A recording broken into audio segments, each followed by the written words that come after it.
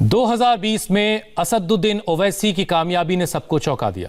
अब 2021 में ओवैसी का नया टारगेट है बंगाल।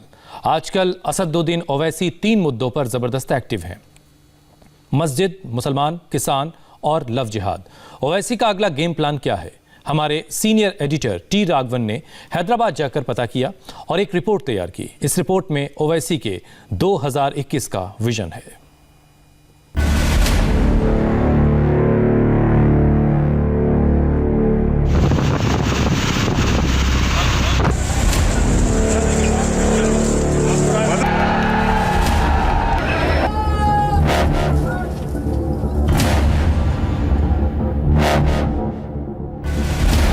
एक मुसलमान लीडर जिसके पास 5 एमएलए बिहार के हैं, 44 कॉरपोरेटर हैदराबाद के हैं, संसद में 2 एमपी हैं, हैदराबाद में 7 एमएलए और 2 महाराष्ट्र में हैं। उसके बारे में यह भविष्यवाणी है कि 2021 के 5 राज्यों के विधानसभा चुनाव में कम से कम 2 राज्यों का मुख्यमंत्री ओवैसी तय करेंगे। अब यह सिर्फ कमेंट्री भर है या गुब्बारे में हवा ज्यादा भर दी गई है या फिर वाकई ओवैसी की कोई हवा है?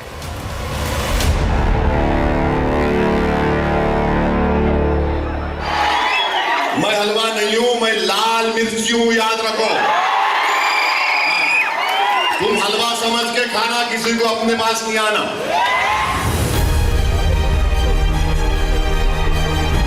जिन सूबों में विधानसभा चुनाव होने हैं उनमें से एक पश्चिम बंगाल भी है। वो बंगाल जहां 10 सालों से दीदी का राज है, जहां दीदी की परमिशन के बगैर पत्ता तक नहीं हिलता। जिस वोट बैंक पर होल्ड का ओवैसी दावा करते हैं, वो वोट बैंक दीदी का कोर वोट बैंक है और वो दीदी के पीछे डट कर खड़ा है।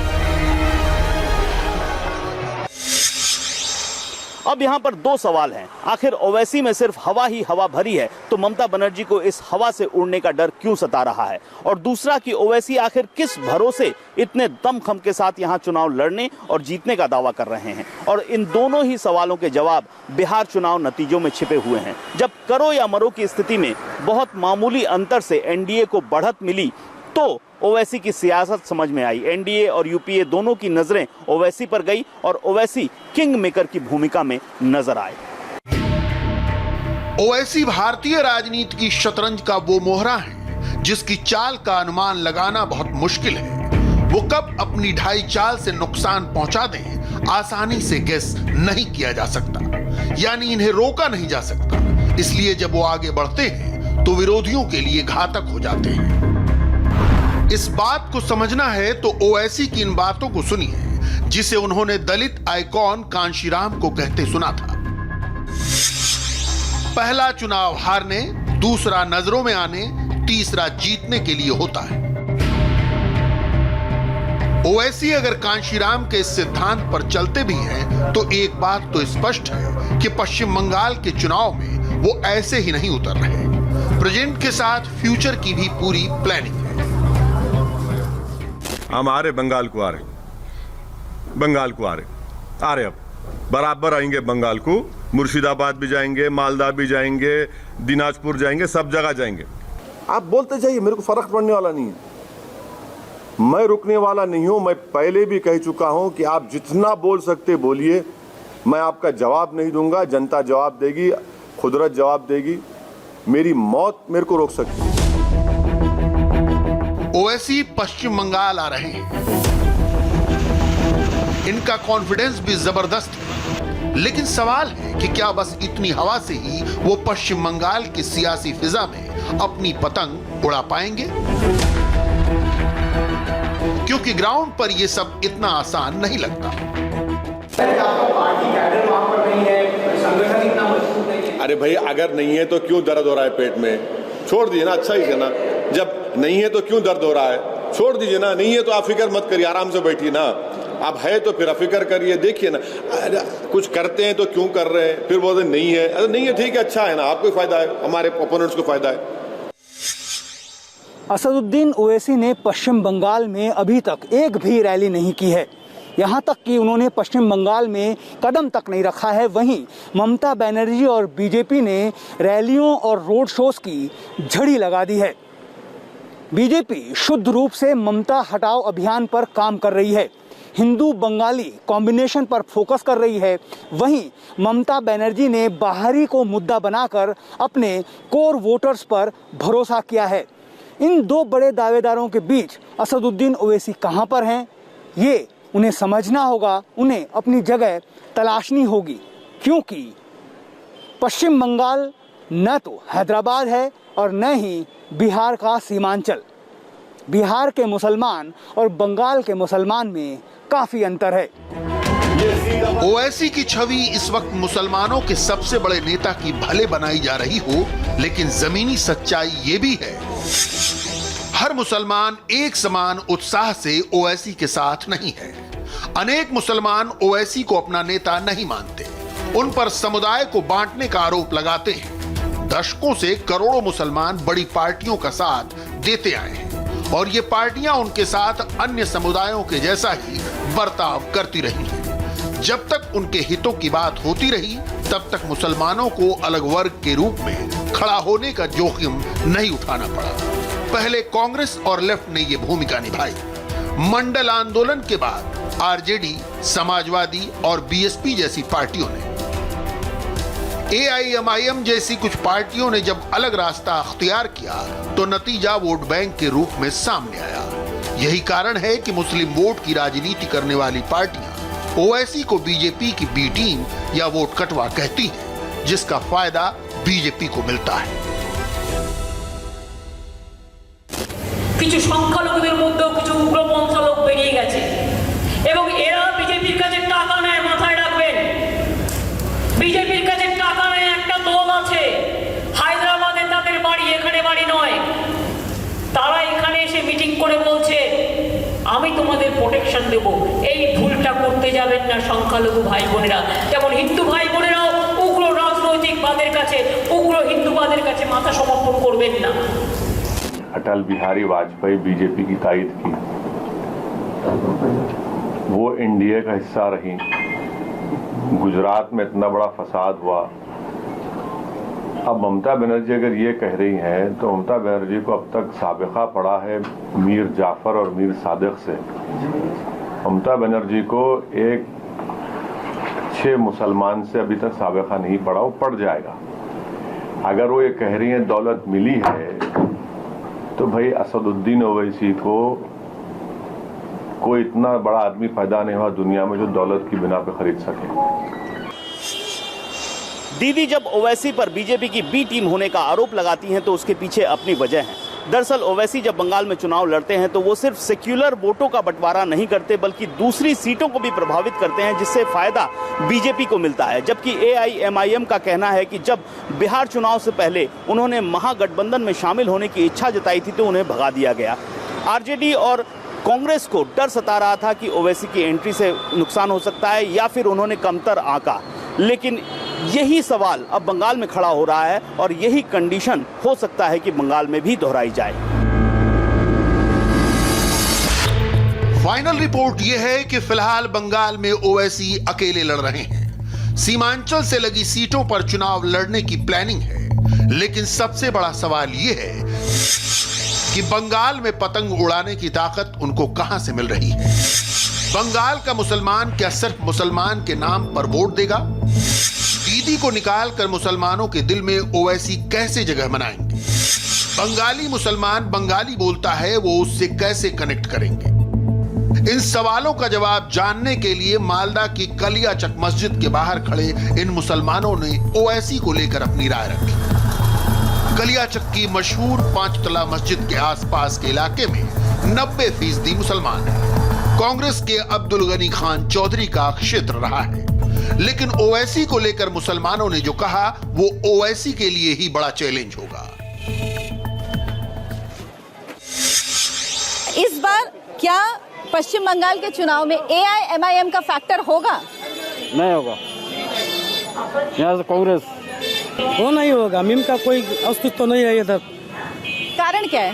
वो मुसलमान का पार्टी, वो एक तरफा पार्टी हो गया ना, वो तो बीजेपी में उसमें क्या फर्क रह जाएगा। वो बीजेपी सांप्रदायिक दल है तो वो भी सांप्रदायिक दल बन जाएगा ना। मुसलमान का वो फैक्टर नहीं पड़ेगा मुसलमान का। कुछ लोग ये भी कह रहे हैं क्योंकि वो बाहरी हैं, हैदराबाद से आ रहे हैं, तो पश्चिम बंगाल को क्या समझेंगे, यहाँ के लोगों को क्या समझेंगे, क्या ये भी एक कारण है? ये नहीं है, क्यों? ये वहाँ का राजनीति अलग है, यहाँ का राजनीति अलग है, उससे कोई फैक्टर नहीं है यहाँ। मतलब ये कि जनाब ये बिहार और हैदराबाद नहीं है। ये बात सही है कि बंगाल में धर्म के नाम पर वोट दिया जाता है। धर्म यहाँ एक बड़ा फैक्टर है, लेकिन जरूरी नहीं कि मुसलमान ओवैसी को मुसलमान के नाम पर वोट दे। मगर ओवैसी ने मन बना लिया है कि लड़ेंगे और पूरी ताकत के साथ लड़ेंगे। अब इस भरोसे के पीछे की वजह क्या है, उसको समझने के लिए आपको हैदराबाद चलना होगा, जहां से ओवैसी ने सियासत की ABCD सीखी और सबसे पहले अपनी पॉलिटिक्स की प्रयोगशाला का सफल टेस्ट भी किया। ओवैसी पश्चिम बंगाल के चुनाव में उतरने का प्लान बनाते हैं तो दिमाग में यही हैदराबाद मॉडल रहता है, जिस पर उन्हें सबसे ज्यादा भरोसा है। हैदराबाद में AIMIM के 2 पावर सेंटर हैं। पहला ओवैसी का शास्त्रीपुरम वाला घर और दूसरा दारुस्सलाम में AIMIM का हेडक्वार्टर। इन्हीं दोनों जगहों पर ओवैसी की पार्टी ब्रेनस्टॉर्मिंग करती है और यहीं पर स्ट्रेटजी बनती है। 2008 में पार्टी की बागडोर संभालने के बाद असदुद्दीन ओवैसी ने हैदराबाद मॉडल बनाया था और इसी मॉडल से वो हर जगह जनता के बीच वोट मांगते हैं। अपने इस मॉडल में ओवैसी ने सबसे पहले अपने वोटर्स को इस बात के लिए आश्वस्त किया कि उनके विधायक कॉरपोरेटर जनता के प्रति जवाबदेह बने रहेंगे। पार्टी मुख्यालय में विधायकों को हफ्ते में 6 दिन मौजूद रहना जरूरी है। खुद सभी विधानसभा क्षेत्रों में क्या चल रहा है वो उसकी मॉनिटरिंग करेंगे। आज भी हैदराबाद में मौजूद AIMIM के हेडक्वार्टर्स दारुस्सलाम में 8 कुर्सियां लगती हैं। पहली कुर्सी पर असदुद्दीन ओवैसी खुद बैठते हैं और बाकी पर उनके 7 MLA। कोई भी आम नागरिक चाहे वो किसी भी धर्म का हो, अगर कोई फरियाद लेकर आता है तो हाथों हाथ वहीं पर उसकी मदद की जाती है। ऐसा लगभग हर रोज होता है। इसके अलावा ओवैसी भी अपने वोटरों को सहज उपलब्ध रहते हैं। जनता के बीच रहकर काम करने का तरीका असदुद्दीन ओवैसी को बाकी नेताओं से जुदा करता है। आप देखिए, दारुस्सलाम का हेडक्वार्टर है और ख़ुद असदुद्दीन ओवैसी वहाँ पर खड़े होकर लोगों के बीच बात कर रहे हैं। इसी दफ्तर में रोज़ जितने भी असदुद्दीन ओवैसी के MLAs हैं, कॉरपोरेटर्स हैं, वो खुद यहाँ पर आकर बैठते हैं। जनता सीधे उन तक पहुँचती है, बातचीत होती है, संवाद होता है और जो भी मसले जनता के होते हैं वो तुरंत निपटा दिए जाते हैं। यही एक अंदाज है असदुद्दीन ओवैसी और यही बात वो अपने पार्टी के दूसरे नेताओं तक भी पहुंचाते हैं और सबसे ये उम्मीद रखते हैं कि वो भी उन्हीं की वर्किंग स्टाइल में काम करें, क्योंकि उनका ये वर्किंग स्टाइल जनता के बीच रहना, जनता से लगातार बातचीत करना और ख़ुद सीधे मॉनिटर करना बाकी नेताओं से, बाकी दलों से उनको जुदा करता है। और यही वजह है कि हैदराबाद में उनकी पकड़ इतनी मजबूत है और हैदराबाद से आगे बढ़ते हुए अब वो देश के दूसरे राज्यों में भी अपनी पार्टी की पकड़ को और मजबूत बना रहे हैं। हैदराबाद में जब बाढ़ आई तो ओवैसी को लोगों ने घंटों पैदल ही बाढ़ वाले इलाकों में मदद पहुंचाने के लिए दौरा करते देखा। हैदराबाद में आधी रात को भी मदद करने के लिए निकल आए थे। ओवैसी का टारगेट भी क्लियर है और सियासी स्टैंड भी बिल्कुल साफ है। अपने कोर वोटर्स तक किस मैसेज को कब पहुंचाना है, कैसे पहुंचाना है, वो ये क्लियरली जानते हैं। ओवैसी ऐसे मुसलमान नेता हैं जो न सिर्फ लोकल इश्यूज बल्कि नेशनल इश्यूज पर भी बात करते रहे हैं। CAA NRC को लेकर जब संसद में मुद्दा उठा तो सरकार के खिलाफ सबसे ज़्यादा हमलावर असदुद्दीन ओवैसी थे। वो दलित और किसान की बात करते हैं और हर वर्ग से जुड़ने की कोशिश करते हैं। ये CAA NRC के खिलाफ ये मजमा पूरे अपने सेल फोन को ऑन करो, लाइट को ऑन करो। ओवैसी का एक चेहरा और भी है। मुसलमान वोटर्स के बीच रात रात भर तकरीर करते रहे। क्या आप संविधान को बचाएंगे? इन तकरीरों में मजहब का मीटर काफी गहरा होता है। इन तकरीरों में मजहब और कानून का ऐसा कॉम्बिनेशन होता है जो भाईजान को भड़काऊ भाईजान बना देता है। ब्रांड हैदराबाद को बचाने के लिए बीजेपी की जमानत को जब्त करेंगे इंशाअल्लाह ताला, और बीजेपी की शिकस्त यकीनी है। अरे तुम नरेंद्र मोदी को बुला के कैंपेन करो, चलो पुराने शहर में देखिए क्या होगा। बुलाओ वजीर आजम को, बुलाओ और कैंपेन कराओ, बताएंगे तुमको। ये क्यों बुला रहे हो लोगों को? बुलाओ, तुम्हारा असल जो चेहरा है, बुलाओ मोदी को, बुलाकर मुकाबला कराओ। लगाओ मोदी की मीटिंग है, देख लो कितनी सीट तुम जीतते यहाँ पर। ओवैसी की इन बातों को उनके कोर वोटर पसंद करते हैं। खासतौर पर युवाओं में उनको लेकर बड़ा क्रेज है। उनके फैंस क्लब में इन्हीं युवाओं की तादाद दूसरे राज्यों में भी बढ़ रही है। असदुद्दीन ओवैसी साल 2021 में नेशनल वाइड पॉलिटिक्स का सपना देख रहे हैं तो सिर्फ कोर वोटर्स को रिझाने से बात नहीं बनेगी। ओवैसी को ये यकीन दिलाना होगा कि हैदराबाद का मॉडल वेस्ट बंगाल में भी काम कर सकता है। तभी उनकी पतंग ज़्यादा दूर तक उड़ सकती है, नहीं तो दीदी के कोर वोटर्स को वो टस से मस भी नहीं कर पाएंगे। पश्चिम बंगाल विधानसभा चुनाव में 6 महीने का वक्त अभी बाकी है। ये सच है कि बीजेपी टीएमसी जहां आक्रामक प्रचार कर रही है, उसके सामने ओवैसी ने बंगाल की धरती पर अभी कदम तक नहीं रखा, अपने पत्ते तक नहीं खोले। लेकिन इसका यह मतलब नहीं है कि ओवैसी की कोई तैयारी नहीं है। 12 दिसंबर को शास्त्रीपुरम में अपने घर पर पश्चिम बंगाल चुनाव को लेकर ओवैसी ने मीटिंग की थी, जिसमें पार्टी के वेस्ट बंगाल यूनिट के 40 नेताओं को बुलाया गया। तकरीबन 2 घंटे तक ये बैठक चली। इस बैठक में ओवैसी ने बंगाल के रण में कूदने से पहले ग्राउंड रिपोर्ट मांगी। उन्होंने लोकल लीडर से पता किया कि वो कौन कौन सी सीटें हैं जहां उनकी पार्टी मुस्लिम वोटर्स को अपने पाले में कर सकती है। जहां ये कहा गया कि बंगाली मुसलमानों से कनेक्ट करना बहुत जरूरी है, इसके लिए कुछ करना होगा। जिसके बाद AIMIM का एक न्यूज चैनल जिसका नाम है 4 TV, इस चैनल की रीच बंगाल में बढ़ाई जा रही है। इस चैनल को उन इलाकों तक पहुंचाया जा रहा है जहां मुस्लिम चुनाव की हार जीत तय करते हैं, ताकि वहां मुसलमान वोटर्स के बीच AIMIM और ओवैसी की इमेज बिल्डिंग की जा सके। आपको क्यों लग रहा है रोके हुए? नहीं भाई, आप काम हो रहा है, हम आप क्यों फिक्र कर रहे हैं? आप बिल्कुल फिक्र मत करिए, काम हो रहा है, आप देखेंगे इंशाल्लाह। हाँ, no, Imtiaz Jaleel, our honorable MP is going on the first.